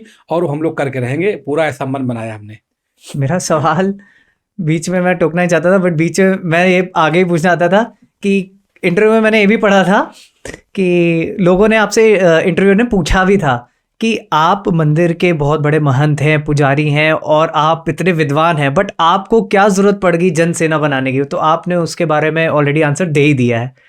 तो राजनीति के बजाय आप राज्य नीति पे ज़्यादा फोकस कर रहे हैं जी। अभी आपने बात करी कि लोग आप बोल रहे हैं कि आप 2024 के लिए लोकसभा के लिए भी एक कैंडिडेट के रूप में उभर के आ रहे हैं, तो ये इसके बारे में आप कुछ बताओगे? देखिए, जहाँ जाते हैं, जिस रामलीला के मंच में जाएं, जिस दुर्गा बिकॉज पूजा मैं के और मंच चीज़ में ऐड कर दूं, बिकॉज काफ़ी फ्रेंड्स हैं मेरे मीडिया में, तो जब मैं क्वेश्चन प्रिपेयर कर रहा था तो उन्होंने मुझसे बोला भी कि महन जी से ये सवाल ज़रूर पूछना कि ये जो पॉलिटिकल जो करियर की एक बात हो रही है उनकी, तो इसके ऊपर काफ़ी लोग जानना चाहते हैं, बिकॉज ये मीडिया वाले जनता की आवाज़ को आगे लेके आते हैं कि वो जनता के बीच मन में क्या प्रश्न है, जनता आपके बारे में क्या जानना चाहती है, तो ये सवाल जनता का है।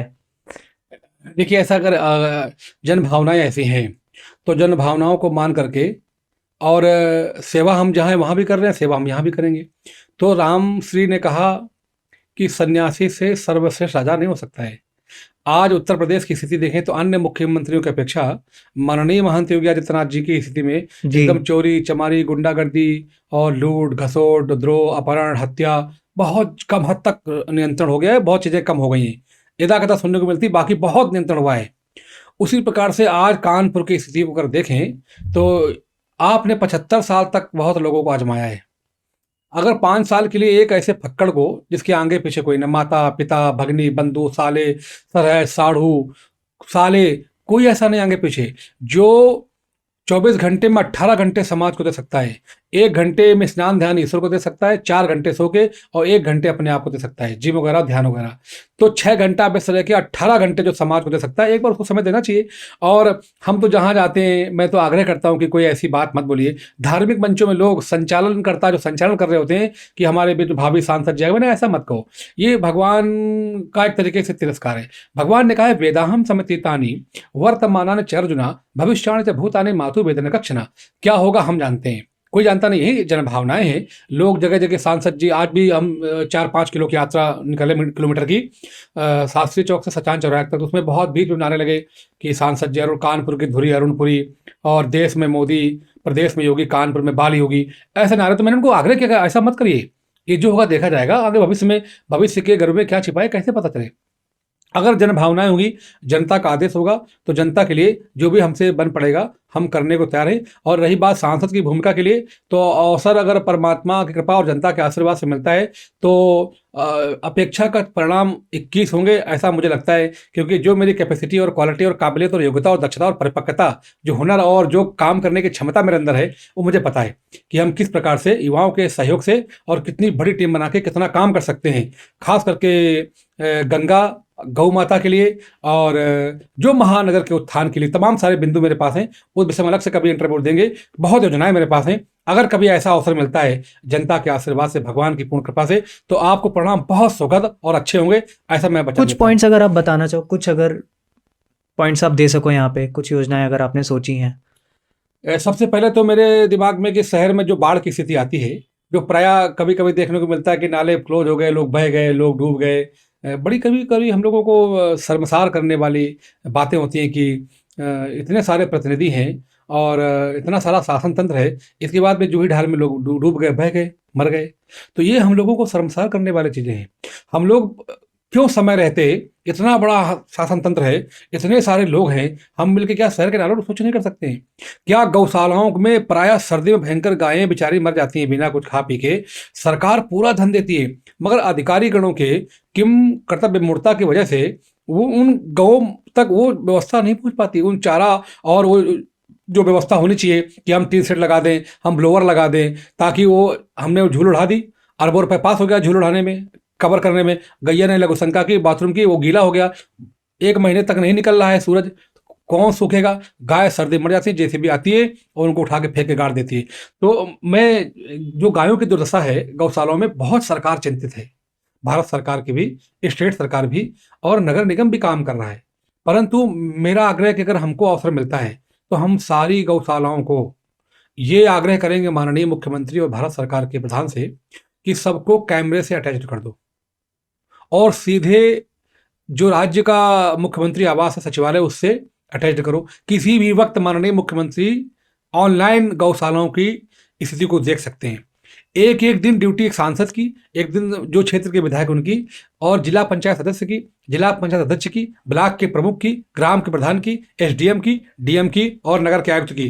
तो 15 ऐसे लोग हैं जिनको हम चिन्हित कर सकते हैं कि एक एक दिन रोज जाएंगे, तो कर्मचारियों में भय होगा। तो भय भी न होए न प्रीत। जब भय नहीं किसी के ऊपर, तो इतना इतना गोबर भरा पड़ा है, गायें मर रही हैं, उठा के जेसीबी उनको जाके गाड़ दी जाके। तो सरकार बहुत चिंतित है, बहुत कुछ करना चाहती है, मगर सीधे तो कोई मुख्यमंत्री करने नहीं आएगा ना, या प्रधानमंत्री करने आएंगे, करना हम ही आपको पड़ेगा। तो जनप्रतिनिधियों की भूमिका बनती है कि उनमें एक एक दिन जाकर के एक भी गाय ठंडी की वजह से, अथवा गर्मी और धूप की वजह से, अथवा भूख और प्यास की वजह से दम न तोड़े, इसके लिए हम सब रिस्पॉन्सिबल हैं। तो यदि ऐसा अवसर आता है तो गंगा में, क्योंकि मेरी बचपन से श्रद्धा गंगा के प्रति है, एक भी नाले गंगा में नहीं गिरने दिए जाएंगे, इसके लिए प्रतिबद्ध हूँ, वचनबद्ध हूँ। और एक भी गौ माँ ठंडी और धूप और भूख और प्यास से नहीं मरने दिया जाएगी, इसके प्रति मैं, क्योंकि साधु हूँ और बचपन का साधु हूँ, इसलिए अगाध श्रद्धा गौ और गंगा से है, शहरवासियों से है, युवाओं से है। तो भारत सरकार के 400 लगभग बड़े विभाग हैं, जिनमें तालमेल बिठा के लोगों को आग्रह करके हजारों हजार युवाओं को रोजगार दे सकता है। उसके लिए इच्छा शक्ति की आवश्यकता है। एक मेंबर ऑफ पार्लियामेंट बहुत बड़ी ताकत रखता है, यदि वो चाहे तो क्या नहीं कर सकता है। तो इसलिए एक सांसद की भूमिका को मैं समझता हूँ। अगर अवसर मिलता है तो आपको बहुत बड़ा परिवर्तन दिखाई पड़ेगा, इसके प्रति मैं वचनबद्ध हूँ। एक कहीं ना कहीं वीडियो भी था नेट पे, मैंने देखा था कि जब माननीय योगी आदित्यनाथ जी असेंबली में बोल रहे थे तो मुलायम सिंह जी ने उन्हें टोक दिया। उन्होंने कहा बाबा हो घंटी बजाओ जाके, घंटी बजाओ जाके। और लालू प्रसाद यादव जी ने भी बड़ी उनकी बेदबी करी थी, जो कि एक नेता को किसी नेता के प्रति नहीं करनी चाहिए। तो जैसे धार्मिक मुद्दे तो आपने बताए हैं, कुछ समाज के मुद्दे या कुछ यूथ के प्रति या एजुकेशन के प्रति कुछ और हैं आपके नॉलेज में? धार्मिक मुद्दे नहीं है, गंगा क्या केवल धर्म है? नहीं, मैंने गंगा की बात नहीं करी, बीच में आपने डिस्कशन किया था, इसलिए मैं उसको पूरा कन्वर्ट कर रहा हूँ। मैं गाय को जोड़ता हूँ अर्थ से, गंगा को जोड़ता हूँ अर्थ से। गौ पालन में हजारों हजार युवाओं को रोजगार दिया जा सकता है। ये छोटा मोटा काम नहीं, बहुत बड़ा काम है। इसमें कितने लोगों के आर्थिक स्थिति को संवारा और सुधारा जा सकता है। गंगा से आज हम लोग एक छोटी सी बॉटल 10 ग्राम की पानी गंगा की हम लोग 20-50 रुपए की लेते हैं, तो गंगा 42 करोड़ लोगों को जीवन देती है। 6 बड़े राज्य से गुजरती गंगा। गंगा सीधी सीधी हम लोगों को, आज अगर आपके घर में समरसेबल है, आपका घर 10 किलोमीटर गंगा से दूर है, आज भी अगर भूगर्भ जल है, अंडर वाटर, तो गंगा की कृपा से है। अगर गंगा नहीं हो तो जो मरुस्थल है जैसलमेर और बुंदेलखंड में 25-25 किलोमीटर दूर से पानी आता है। तो गंगा केवल धार्मिक मुद्दा नहीं है, गाय केवल धार्मिक मुद्दा नहीं है, ये हमारा आर्थिक, सामाजिक, सांस्कृतिक मुद्दा है और सीधी सीधी हमें प्रभावित करता है। इसलिए इनका संरक्षण, संवर्धन अत्यंत आवश्यक है। समाज से सीधे सीधे जुड़ा हुआ मुद्दा है। इसको केवल धर्म कह के गंगा धार्मिक विषय है, ये गौ माता धार्मिक विषय है, ये ठीक बात नहीं है। इसीलिए मैंने आपसे सवाल भी उसी फ्रेम में पूछा था, क्योंकि लोग ये कहते हैं कि अगर किसी बाबा को हम या किसी महंत या पुजारी जी को नेता बनाएंगे तो क्या वो सिर्फ धार्मिक मुद्दे ही उठाएंगे और धार्मिक चीजों पे ही काम करेंगे? आज दुनिया का जो निवेश है वो कितने लाख गुना बढ़ गया है। जो उत्तर प्रदेश की इकोनॉमी है कितने लाख, 6 लाख ऊपर पहुंच गई, 6 लाख करोड़ से ऊपर पहुंच गई है। प्रतिवर्ष जो है लगातार आर्थिक ग्रोथ बढ़ती जा रही है। निगमों के पास अकूत पैसा है, विभागों के पास बहुत पैसा है। ये कहाँ से एक रात में संभव नहीं पाया है। केवल बाबा हैं, मुख्यमंत्री हैं तो धर्म उठाएंगे, मंदिर बनवाएंगे, ऐसा नहीं है। आर्थिक पक्ष को, सामाजिक पक्ष को, शिक्षा के पक्ष को, चिकित्सा के पक्ष को, स्वरोजगार के पक्ष को, बहुत पक्षों को देखा गया है और सबको सुधारने और संवारने का निर्णय लिया गया। काम उसमें हो रहा है। ये केवल साधु हैं तो मठ मंदिर चलाएंगे और बन जाएंगे एमपी एमएलए, मुख्यमंत्री, प्रधानमंत्री बन जाएंगे, मठ मंदिर बनेंगे और इसके अलावा कुछ काम नहीं होंगे। तो मैंने पूर्व में कहा था कि सर्वांगीण विकास, चारों तरफ आपको विकास देखने को मिलेगा, और वो हम लोग उसके प्रति मानसिक रूप से प्रिपेयर हैं। जी, इसीलिए मैंने आपसे पूछा। आपने ऑलरेडी बता दिया था, बट मैं चाहता था कि पॉडकास्ट के थ्रू मैसेज जी। सही कन्वे हो लोगों को, जी। यूथ को सही चीज पता चलनी चाहिए कि वो सिर्फ एक जो कहते हैं ना नेगेटिव न्यूज या नेगेटिव वीडियो को देख के बहुत जल्दी प्रभावी हो जाते हैं, पॉजिटिव चीज़ों को समझना ही नहीं चाहते लोग। तो वही मैसेज मैं पॉडकास्ट के थ्रू लोगों को कन्वे करना चाहता हूँ। अच्छा, अब जैसे अब पॉलिटिकल चीज़ें हम बात कर ही रहे हैं, तो कहीं ना कहीं सर सुनने में ये भी आ रहा है कि आपको बहुत सी पार्टियां अप्रोच कर रही हैं। इवन कांग्रेस के बहुत बड़े नेता हैं केसी वेणुगोपाल जी, कहीं से सुनने में आया है गुप्त सूत्रों से कि उन्होंने भी आपको अप्रोच करने की कोशिश करी है। और इवन ये भी मेरा सवाल रहेगा कि क्या आप भाजपा या बीजेपी पार्टी को ज्वाइन कर रहे हैं, या फिर निर्दलीय, अगर मान लीजिए आपको कोई पार्टी टिकट नहीं भी देता तो आप निर्दलीय इसमें लड़ेंगे, या फिर अगर आप उसको शेयर रिवील करना चाहें सर तो इट्स टोटली ऑन यू। मैंने एक पॉलिटिकल पार्टी बनाई थी, मैंने सभा सदस्य के चुनाव लड़ाए थे, जिसमें बहुत अच्छा मत मुझे प्राप्त हुआ था। फिर भारतीय जनता पार्टी में उसको हमने विलय किया था। माननीय उप मुख्यमंत्री केशव प्रसाद मौर्य जी की ग्वाल टोली में सभा थी, जिसमें हम आनंदेश्वर के महंत रमेश पुरी जी और पनकी के महंत कृष्णदास जी, मैं, मेरा चीफ सेक्रेटरी, 5 लोग गए थे। और हमने उस समय भारतीय जनता पार्टी के अध्यक्ष हुआ करते थे प्रदेश के, तो उनके हाथ में मैंने विलय पत्र सौंपा था। और फिर अभी जब निकाय चुनाव हुए थे नगर निगम के, उसमें भारतीय जनता पार्टी ने मुझे क्षेत्रीय चुनाव संचालन समिति में रखा था। तो भारतीय जनता पार्टी के तो एक तरीके से मेंबर हो ही गया, अगर उन्होंने रखा है तब तो रखा होगा। जी। अगर मैं उनका मेंबर नहीं होता तो मुझे वो चुनाव इतना महत्वपूर्ण जिम्मेदारी क्यों देते वो। अब रही बात है कि अन्य दलों से संपर्क की, तो ये बिल्कुल आपको सही कहीं से सुना है। पत्रकार लोग बहुत खोजी होते हैं, आपने कहीं से खोज लिया होगा। और शिवसेना के भी एक बड़े नेता मेरे संपर्क में है। अभी परसों ही उनका संपर्क हुआ कि आप क्यों ना शिवसेना से भारतीय जनता पार्टी टिकट नहीं देगी आपको। हमने कही कैसे आपने जान लिया कि नहीं देगी। अरे हमारे अभी बहुत बड़ा अभियान चलने जा रहा है, हजारों लोग तैयारी कर रहे हैं, और कानपुर के प्रत्येक वार्डों में, बूथों में हमारे अपने मित्र। मैं 30 साल से शहर में काम कर रहा हूँ, मुझे 30 वर्ष हो गया है। मतलब एक तरीके से युवा अवस्था से ही मैं यहाँ पे हूँ, और चूंकि बचपन का महात्मा हूँ, इसलिए बहुत लंबा एक एक गली मुझे छानी पड़ी है। एक एक गली मुझे प्यार और अपना 1970s से आप? जी हाँ, मैं 92 92 से 92 से, तो तब से मैं समझ लीजिए कि कानपुर जनपद में गली गली में छाना हुआ हूँ, और मुझे बहुत प्यार और सम्मान, अपनापन मिला है। कभी ये महसूस नहीं होता कि मैं अनाथ में, मेरी माँ नहीं है, मेरे पिता नहीं, कभी महसूस नहीं हुआ। इतना प्यार, इतना सम्मान, इतना अपनापन महानगर वासियों ने मुझे दिया है। हर गली में अपने चाहने वाले, अपने मित्र हैं जो मेरा हित चाहते हैं, और मैं उनका हित चाहता हूँ। मैं हमेशा ईश्वर से यही प्रार्थना करता रहता हूँ कि मेरे शहरवासी बहुत खुश रहें, मुझसे मिलने जुलने वाले मेरे प्रेमी, मेरे भाई, मेरे बंधु, मेरे मित्र बहुत सुखी रहें। उनके सुख से ही मेरी प्रसन्नता है। वो सुखी तभी हम सुखी हैं। अगर वो दुखी होंगे तो मुझे रोएंगे आके। तो हम यही भगवान को प्रार्थना करते हैं कि बहुत सुखी रहें, और वो लगभग हर गली में, हर बूथ स्तर पे मेरे लोग हैं, और जैसा उनका आदेश होगा वैसा काम करेंगे। निर्दलीय कहेंगे निर्दलीय देखा जाएगा, दल से मिलेगा तो देखा जाएगा, जैसा होगा। भी बहुत लंबा समय है, और जो भी होगा अच्छा होगा, ऐसा मैं मानता हूँ। तो जो भी कुछ होगा ठीक होगा, ऐसा मेरा मानना है। मान जी, ये तो हमने काफ़ी चीज़ें आपसे ज्ञान प्राप्त किया आज। यूथ के लिए कोई मैसेज, और मैं चाहूँगा आप इस पॉडकास्ट को स्पिरिचुअल नोट पे ही एंड करें। तो कोई स्पिरिचुअलिटी का या रिलीजन से रिलेटेड कोई चीज़, या आप कोई मैसेज देना चाहो? देखिए, मेरा मानना है कि हम सभी लोग जो एक संतुलन है, जो समन्वय है, सहमति है, स्वीकृति है, सहकार है, तालमेल है, माने बुद्धि में, विवेक में, चेतना में, गति, मति, गुण, धर्म, प्रकृति, स्वभाव में हम बैठें, तब तो जान पाएंगे हमारा स्वभाव कैसा है, हमारी प्रकृति क्या है, हमारा बुद्धि क्या कह रही है, मेरा विवेक क्या कह रहा है, मेरा मन क्या कह रहा है। तो बहुत सुंदर कृष्ण भगवान का एक संदेश है कि आसक्ति नभि संग। भगवान कहते हैं कि मुक्त संगो अनहमवादी धृत्युत्साह समन्विता, अर्थात कि उत्साह और धैर्य में संतुलन कैसे बनाया जाए। हम बहुत कुछ प्राप्त करना चाहते हैं, बहुत कुछ, उसके लिए बहुत मेरे मन में उत्साह है, परंतु अगर धैर्य से काम नहीं लेंगे तो हम फिसल जाएंगे, रपट जाएंगे, गिर पड़ेंगे। बहुत युवा आत्महत्या की ओर बढ़ रहे हैं, जो बेहद चिंता का विषय है, क्योंकि धैर्य उनके अंदर नहीं है, कम समय में अधिक प्राप्त करना चाहते हैं। तो हमारा उनके लिए यही संदेश है कि धृत्युत्साह अर्थात धैर्य और उत्साह दोनों का समन्वय आपके चित्त में होना चाहिए। आपके चित्त में, चरित्र में, गति में, मति में, बुद्धि में, विवेक में, मन में संतुलन बहुत, तो उसके लिए आपको थोड़ा बैठना होगा, ठहरना होगा, रुकना होगा, एकांत में जाइए।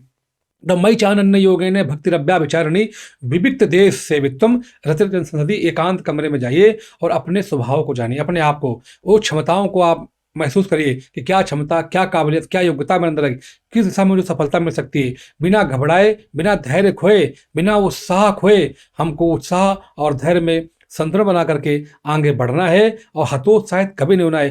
फोन से थोड़ा समय उसके लिए कि फोन हमें कब चलाना है, उसकी एक टाइमिंग सेट करनी है। दिन भर फोन हाथ में नहीं होना चाहिए, उसके लिए आधे घंटे का, शाम का, दोपहर का, सुबह, जब भी आप चाहें कि मुझे इस समय से इस समय तक केवल फोन चलाना है, तो उसके लिए भी आपको मेंटली प्रिपेयर होना पड़ेगा। दिन भर फोन हाथ में ठीक नहीं है। तो आप अगर समय का मैनेजमेंट नहीं करेंगे तो आप फेल हो जाएंगे ज़िंदगी में, आप बहुत फिर निराश हो जाएंगे। आपको उत्साह में, आनंद में रहना है, आपको समृद्धि और आपको उच्चता प्राप्त करनी है, उत्कर्ष और उन्नयन प्राप्त करना है।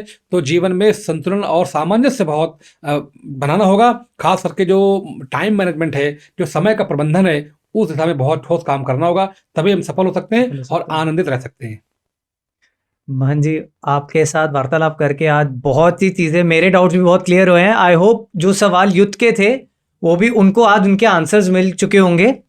तो एक चीज़ मैं पूछना चाहूँगा आपसे कि मुझे तो बहुत आनंद आया आपके साथ वार्तालाप करके, आपको आज कैसा लगा मुझे बहुत अच्छा पॉडकास्ट पे लगा। आके? बहुत, एक तो आप युवा हैं, युवा एंकर हैं, और आपकी भावनाएं कि युवाओं की समस्याओं को आप समझ रहे हैं और उनके सोल्यूशन, हल, निराकरण के लिए आप बहुत तेजी से काम कर रहे हैं। तो आप, एक युवा होता है कि शाम के समय कहीं बैठे मंदिरालय में, तमाम सारे व्यसन पाल रखे उन्होंने, उसमें व्यस्त हैं वो, परंतु आप उन युवाओं की भावनाओं को समझ करके उनके सोल्यूशन हल के लिए कि उनके अंदर उत्साह कैसे भरा जा सके, उनके जीवन की हताशा और निराशा को कैसे दूर किया सके, उसके लिए आप चिंतित हैं। मुझे बहुत आनंद की अनुभूति हुई आप जैसे प्रतिभावान योग्य एंकर और प्रबंधकर्ता और प्रश्नकर्ता के समक्ष बैठ करके, मुझे परम आनंद की अनुभूति हुई। और मैं आशा करता हूं कि आपके फॉलोअर, आपके दर्शक बहुत मिलियंस में बढ़ें, ताकि आपको लोग सुने, आपकी भावनाओं को समझें और आनंद लें उसका।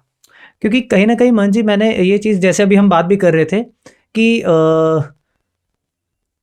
अगर इन्फ्लुएंस करना ही है किसी को तो एक अच्छे मैसेज के साथ करो। बिकॉज जैसे मैंने आपको बताया भी कि पॉडकास्ट का हमारा मैसेज ये है कि finding happiness in the journey of discovery, कि खुशी की प्राप्ति। देखिए, अंतिम चीज़ तो लोग कि आप अगर खुश नहीं है, सुखी नहीं आपके जीवन में, तो जितना भी धन हो आपके पास, कुछ भी हो, आपके लिए वो धन बेकार है अगर आप 2 वक्त की रोटी सुखी नहीं खा सकते।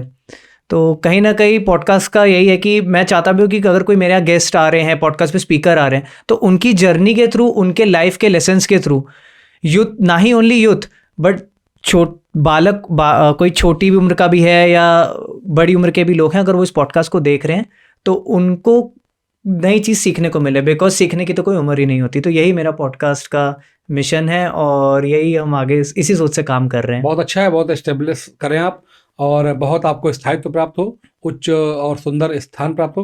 तो केवल भारतीय नहीं, पूरे दुनिया भर के लोगों को आप आत्मिक रूप से, आध्यात्मिक रूप से और सामाजिक, आर्थिक रूप से और हर तरीके से आप उनको, उनके जो मन में उनके उलझने हैं, जो समस्याएं और प्रश्न हैं, उनका निराकरण लोगों के माध्यम से आप दे पाएँ, ऐसी मेरी मंगल कामनाएं, शुभकामनाएं आपके साथ में है। बहुत बहुत बहुत बहुत बहुत धन्यवाद, बहुत बहुत शुक्रिया मोहन जी। देखिए, मैं आप सभी से आग्रह करना चाहता हूँ कि रजत सिंह तलवार जी, इनके चैनल को आप बहुत फॉलो करिए, लगातार सब्सक्राइब करिए, आगे बढ़ाइए, शेयर करिए, क्योंकि इनसे आज मुझे मिलकर अत्यंत आनंद की अनुभूति हुई है और ये ज्ञान दूर दूर तक जाना चाहिए। ऐसी मेरी साधु होने के नाते अभिलाषा है कि इनको अधिक से अधिक आप फॉलो करें और सब्सक्राइब करें और शेयर करें।